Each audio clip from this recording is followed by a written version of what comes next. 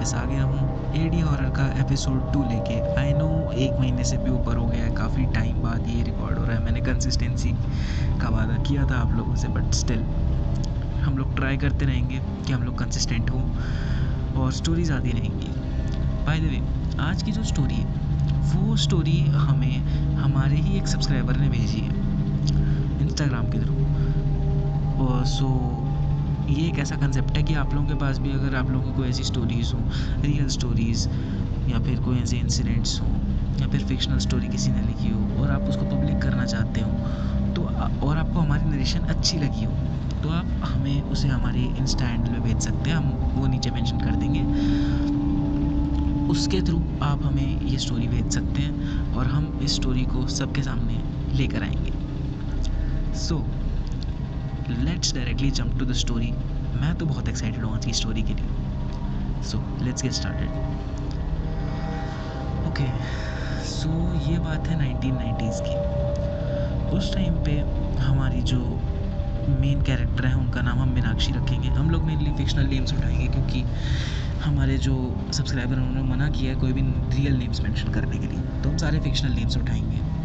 ठीक है। सो बात यह है, हमारे स्टोरी के जो सबसे मेन कैरेक्टर्स हैं वो है मीनाक्षी जी, उनकी मदर और उनके ब्रदर आर्यन। आर्यन की एज उस समय 17 ईयर्स थी, वेरेज मीनाक्षी जी उस समय 14 ईयर्स की थी। सो ये बात है 1990s की। उस समय मीनाक्षी जी के जो फादर थे उनका देहांत हो गया।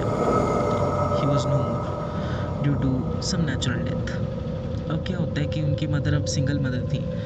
सिंगल पेरेंट का दर्द क्या होता है सब समझते हैं। सो उन्होंने एक नई लाइफ स्टार्ट करने का सोचा, उस फ्लैट को छोड़ा और एक नई जगह फ्लैट लिया। आर्यन जो थे वो उस समय इतने ओल्ड इनफ थे कि लोगों के साथ उनके कॉन्टैक्ट्स थे, तो जो उनके फ्रेंड थे फादर के, उन्होंने उन्हें आराम से फ्लैट दिलवा दिया। एक अच्छा सा फ्लैट मिला, सस्ते रेट पे मिला, उन लोगों ने ले लिया। तो जो ओनर थे, एक्चुअली ब्रोकर के थ्रू फ्लैट मिला था, तो ब्रोकर जो थे उन्होंने कहा कि आप ये जो थर्ड रूम है, मेनली उस उधर 2 बेडरूम्स थे और एक लिविंग रूम था। उन्होंने कहा कि ये जो थर्ड रूम है, जो दूसरा बेडरूम है, आप उस बेडरूम को ओपन मत करना क्योंकि उसके अंदर हमारा सामान रखा हुआ है। जो ओनर है उनका सामान रखा है, ओनर ने सख्त मना किया है उस रूम को ओपन करने के लिए।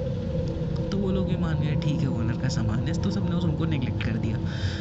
अब नया नया फ्लैट था तो वही था कि भाई कुछ कनेक्शन टीवी का था नहीं, तो बातचीत करके टाइम निकालते थे।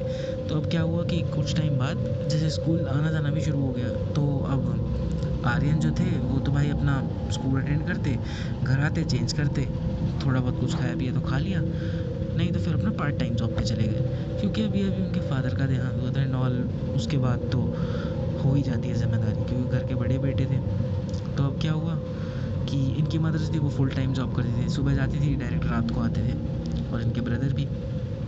तो अब घर का ख्याल रखना, सफाई सफाई कराना, खाना पीना बनाना, ये सब मीनाक्षी जी के ही बलबूते था। मीनाक्षी जो थी उस समय वही बात है कि वो घूमती थी घर में बहुत ज़्यादा, अपना अकेले तो हो ही जाता है, अकेले इंसान अपने आप में इंजॉय करना शुरू कर देता है। बट मीनाक्षी जी ने इसी एन्जॉयमेंट में एक बहुत बड़ी गलती कर दी। एक ऐसी गलती जो यूजुअली हम सब कर देते हैं अनइंटेंशनली। अब क्या हुआ, जब एक दिन उनकी मदर ने उन्हें बोला कि आप सफाई कर दो, तो उन्होंने गलती से उस थर्ड रूम को ओपन कर लिया और उन्होंने जाके सफाई कर दी। अब क्यों, मतलब गलती क्यों उनके दिमाग में आया कि लॉक लगा हुआ है, ओपन कर दूँ, काफ़ी दिन से बंद पड़ा है, सफाई कर दूँ। तो उनके दिमाग में ये चीज़ थी नहीं कि उस रूम में नहीं जाना है। वो गए, उन्होंने सफाई की, तब उन्हें याद है कि उनकी मदर ने मना किया था उस रूम में जाने के लिए। अब वैसे तो उनको लगा नहीं कि कुछ भी ऐसा होगा, बट ये शायद उनकी लाइफ की एक बहुत बड़ी गलती थी।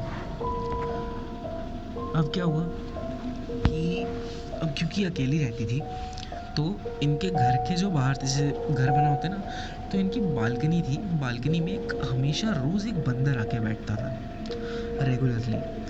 मतलब एक होता है ना कि रोज़ बंदर आके बैठ जाते हैं, तो वो बंदर पता नहीं एक बड़ी अजीब तरीके से रोज़ वहीं आके बैठता था और मीनाक्षी जी को देखता रहता था। मीनाक्षी जी बाहर नहीं जा पाती थी। अब क्या था, वो बालकनी असल में कनेक्टेड थी थर्ड रूम से। थर्ड रूम से वो कनेक्टेड थी और वो थर्ड रूम थोड़ा ऐसा था कि वो साइड वाले घर से भी थोड़ा पास पड़ता था। अब क्या था कि यूजुअली वहाँ से बच्चों की आवाज़ आती रहती साइड वाले घर से, तो वो उस चीज़ को इग्नोर ही करते थे और वो बंदर पता नहीं अजीब सी तरह से वहीं बैठा रहता था। तो एक दिन मीनाक्षी जी ने अपने ब्रदर आर्यन को बोला कि भैया आप इसे यहाँ से हटवा दो। तो वही था, अब आर्यन रोज़ ये सोचते पर रोज़ भूल जाते। परंतु क्या ये बात सच में उनकी गलती की वजह से हो रही थी या फिर कोई रीज़न था? उस समय कौन इतना सोचता है, पर क्योंकि मैंने पूरा इंसिडेंट सुना हुआ है तो मैं एक यही बोल सकता हूँ कि शायद से वो विधि का विधान था। वो क्यों बोल रहा हूँ मैं ऐसा, आपको आगे पता चलेगा। अब क्या होता है कि वो एक दिन फाइनली बातचीत करके उस बंदर को हटवाते हैं वहाँ से। अनफॉर्चुनेटली ये वही दिन था जिस दिन वो कमरा गलती से उनकी मीनाक्षी जी ने खोल दिया था। मीनाक्षी जी ने वो कमरा खोला, वहाँ सफाई करी। अब उस कमरे की भी अपनी एक कहानी थी। वो कहानी आसपास से इन्हें पता चली थी कि छोटा मोटा यहाँ पे कुछ इंसिडेंट हुआ था, बहुत मेजर नहीं, कि कोई ब्राइड थी उसकी डेथ हो गई थी एंड ऑल, बट किसी ने उस चीज़ पे इतना ध्यान नहीं दिया। बहुत बड़ी गलती थी इन लोगों की, पर कोई बात नहीं। अब क्या हुआ, उस रात इनकी मदर और ब्रदर आए, खाना पीना खाया, सब कुछ अभी तक नॉर्मल चल रहा था। रात को इनकी मदर, इनके बड़े भैया आर्यन और ये सोने गए। ये सो रहे थे तो सबसे पहले जो मीनाक्षी जी थी उन्हें अपने छाती पे, जैसे होता है ना कि आप सो रहे हो और आपकी छाती पे कोई बैठ जाए क्या, फिर आपकी छाती पे कुछ बर्डन हो, वैसा फील हो रहा हो। मीनाक्षी जी को एग्जैक्टली वैसे ही फील हो रहा था। जब उन्हें हल्की घुटन हुई तो वो डर के उठी, क्या बात है, मुझे ऐसा क्यों लग रहा है। वो जैसे ही डर के उठी, उन्होंने इधर उधर देखा तो उन्होंने देखा कि उनके ब्रदर बड़ी ही अजीब तरीके से खिड़की की तरफ देख के इशारा कर रहे थे और सांस नहीं ले पा रहे थे, तड़प रहे थे। जैसे कहते हैं ना, शेयर करना, तड़पना, एंग्जाइटी अटैक्स होते हैं इंसान को, कैसे होते हैं, ऐसे ही होते हैं। तो वो तुरंत उठ के अपने भाई के पास गए, उनका माथा सहलाया, क्या हुआ भैया, क्या हुआ, आप काँप क्यों रहे हैं। उनकी मदर भी उठी, मदर ने भी देखा। थोड़ी देर बाद सडनली उनके ब्रदर चिल्लाए, खिड़की की तरफ देखो, सब पता चल जाएगा। अगले ही सेकंड जैसे वो खिड़की की तरफ मुड़े, एक औरत खड़ी थी वहाँ पे, पूरी तरह से ज्वेलरी से लदी हुई, ज्वेलरीज बहुत सारी पहनी हुई थी उन्होंने, लाल साड़ी में वहाँ पे खड़ी थी और खिड़की को पास करते हुए अंदर देख रही थी। घूंघट की वजह से उसका आधा चेहरा नहीं दिख रहा था, पर जो आधा चेहरा दिख रहा था इतना खौफनाक था, इतना ज़्यादा खौफनाक था कि माँ बेटी दोनों की चीख निकल गई। वो औरत उनकी तरफ देख के हंसी और खिड़की को पास करते हुए आगे निकल गई। थोड़ी देर बाद जब ये सब शांत हुआ तो उन्होंने आर्यन को पानी वगैरह पिलाया। पानी पिलाने के बाद सब कुछ शांत हुआ। अब फाइनली ये लोग थोड़ा रिलीफ हुए तो उन्होंने तुरंत के तुरंत अगले दिन ओनर को कॉल करा और उनसे इस चीज़ का जवाब मांगा, पर ओनर अफसोस कुछ कह नहीं पाया इस चीज़ को लेकर। वो चाहते थे इस घर को छोड़ना, पर अभी के अभी नया नया घर ढूंढना बहुत मुश्किल था। इसके बाद क्या हुआ, अब इन्होंने फाइनली कुछ ना कुछ करके उस घर में रहना सीखा। इनको लगा कि एक छोटी मोटी चीज़ें हैं। इन्होंने घर पे पूजा करी, हवन करा, कुछ दिन तक चीज़ें रुक भी गई, पर अब वो जो बच्चों की आवाज़ साइड वाले घर से आती थी वो रात के समय भी आने लगी। इन्हें लगता है कुछ बच्चे होंगे साइड में रहते होंगे, ये सब करते होंगे। एक रात को मीनाक्षी जी की आंखें खुलती हैं रात के 2:30 बजे के आसपास, और वो उठ के, प्रिसाइज टाइमिंग था रात के 2:37 उनकी आंखें खुलती हैं। बाय द वे मैं आपको बता दूं, ये वही टाइम था जब पिछली बार इन्हें वो औरत दिखी थी। इनकी आंखें खुली, ये उठी और ये बाहर गई। ये बाहर आती, इनको पता नहीं क्यों लगता है कि इन्हें एक बार बालकनी में जाना चाहिए। ये जैसे बालकनी में जाती हैं, जो इन्हें दिखाई देता है उससे खौफनाक मंजर शायद ही कभी देखा होगा इन्होंने। वही लाल साड़ी वाली औरत वहाँ खड़ी थी और वो एक बच्चे को काट के, नोच नोच के इस तरह खा रही थी जैसे वो सालों से भूखी हो, सिर्फ और सिर्फ उस बच्चे के रक्त और मांस के लिए। इस तरह से वो खा रही थी जैसे किसी भूखे को खाना मिला हो, किसी प्यासे को पानी मिला हो।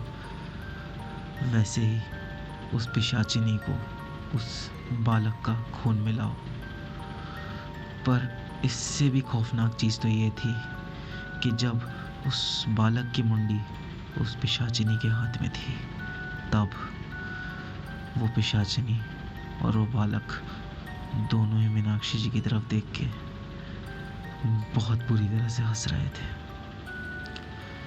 वह इस रूप से हंस रहे थे कि मीनाक्षी जी वहाँ से हिल भी नहीं पा रही थी। कुछ तो आकर्षण था वहाँ पे। वो चाहती थी कि उस जगह को छोड़ के तुरंत भागे, परंतु यह अब उनके बस में नहीं था। कुछ देर बाद जैसे वो अपनी सेंसेस में आती हैं, वो तुरंत चिल्लाती हैं। वो जैसे ही चिल्लाती हैं, तभी वो पिशाचिनी भी उनकी तरफ देख के चिल्ला के उनकी तरफ भागना शुरू करती हैं। वो भागते भागते आती है, वो 2 फ्लोर सीधे कूदती है और उनके सामने आके खड़ी हो जाती है, और अगले ही सेकंड मीनाक्षी जी बेहोश हो जाती हैं। कहीं ना कहीं उनकी चीख से उनकी माता जी की नींद खुली थी। वो आई और अपनी बेटी का ये हाल देखकर बहुत परेशान हुई। तुरंत उन्होंने अपनी बेटी को उठाया, आर्यन को उठाया, अपनी गाड़ी में उनको लिटाया और तुरंत हॉस्पिटल गई। हॉस्पिटल में उसे लिटाया तो पता चला कि मीनाक्षी जी को बहुत हाई फीवर था, और उसी हाई फीवर की वजह से वो कोमा में चली गई थी। अभी तक किसी को ये समझ नहीं आ रहा था कि असल में क्या हुआ, पर मीनाक्षी कुछ ना कुछ अब ऐसा जान चुकी थी जो उसके लिए बिल्कुल अच्छा नहीं था। फिलहाल गाइस, ये हमारी स्टोरी का पार्ट 1 है। इस स्टोरी को आगे हम बढ़ाएंगे अपने पार्ट 2 में। इसका जो पार्ट 2 आएगा वो बहुत जल्दी रिलीज़ होगा मेरे हिसाब से। अगर मैं आप लोगों को बताऊं तो इसका पार्ट 2 हम लोग मोस्ट प्रोबेबली नेक्स्ट वीक में कभी भी रिलीज़ करेंगे। और आपको अगर ऐसी स्टोरीज़ पसंद आ रही हो तो आप भी हमें अपनी स्टोरीज़ भेजिए, हम उन्हें पार्ट वाइज, अगर बड़ी स्टोरी हुई तो पार्ट वाइज, छोटी हुई तो वैसे 1 लॉन्ग स्टोरी फॉर्मेट में आप लोगों को देंगे, एक प्रॉपर स्टोरी नरेशन के साथ। हमारा इंस्टा हैंडल आपको नीचे दिया हुआ है। And thanks for watching.